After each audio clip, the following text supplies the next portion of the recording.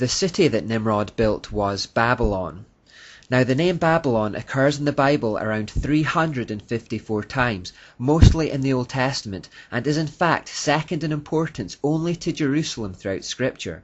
Biblically, it is always viewed as the devil's city, while Jerusalem is viewed as God's city.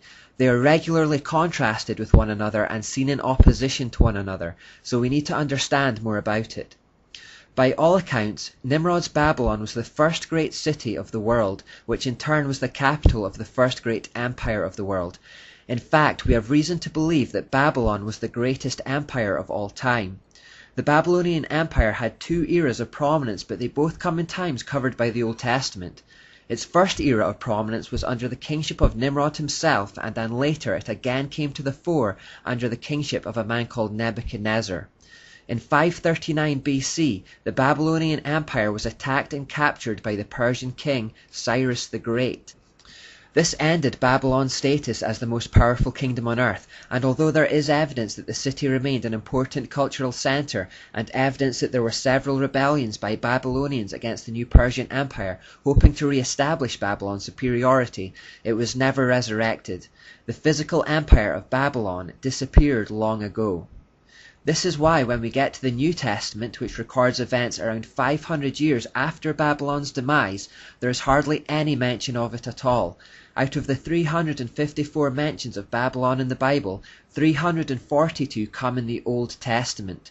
By the time of the New Testament, it had been long gone. Indeed, on the few occasions when it is mentioned, it is often just in reference to Old Testament events, except for one notable occasion where Peter uses it as a code word for Rome. This is because by the time of Jesus and the Apostles, the Roman Empire was the new dominant power on the world stage and the Babylon of its day.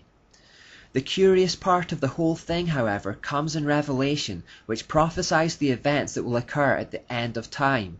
God reveals the future to the writer, John, through a series of visions, and in Revelation 14, 16, 17, and 18, we find frequent references to Babylon. Given that Babylon had been long gone even by the time Revelation was written, it's intriguing to find God referring to it in the future tense. For example, in Revelation 18:21 we read, "Then a mighty angel picked up a boulder the size of a large millstone and threw it into the sea, and said, 'With such violence the great city of Babylon will be thrown down, never to be found again.'" Will be thrown down, future tense. Revelation 17:5 perhaps has the most famous reference to Babylon.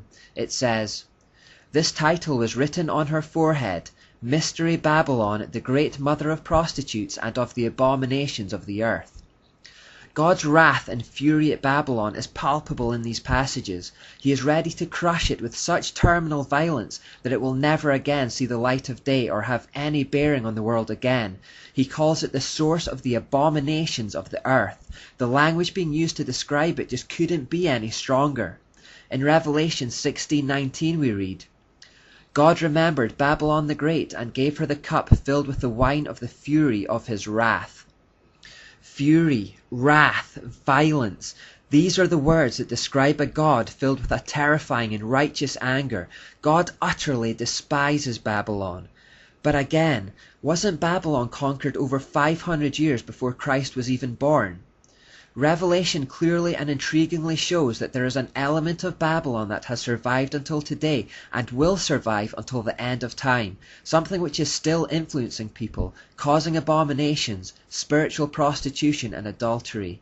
In Revelation 14:8 we read, "A second angel followed and said, 'Fallen, fallen is Babylon the Great, which made all the nations drink the maddening wine of her adulteries.'"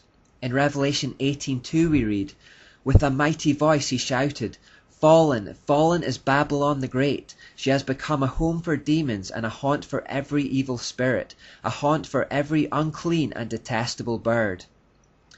Babylon will fall, but it has not yet fallen. You see, Babylon is more than just an ancient city. As the Bible so clearly outlines, it is the source or fountainhead of evil that began thousands of years ago and is flowing throughout the history of mankind, affecting us even today in ways we don't realize. It represents a satanic system of rebellion against God's plan of salvation that has never ceased to exist in one form or another.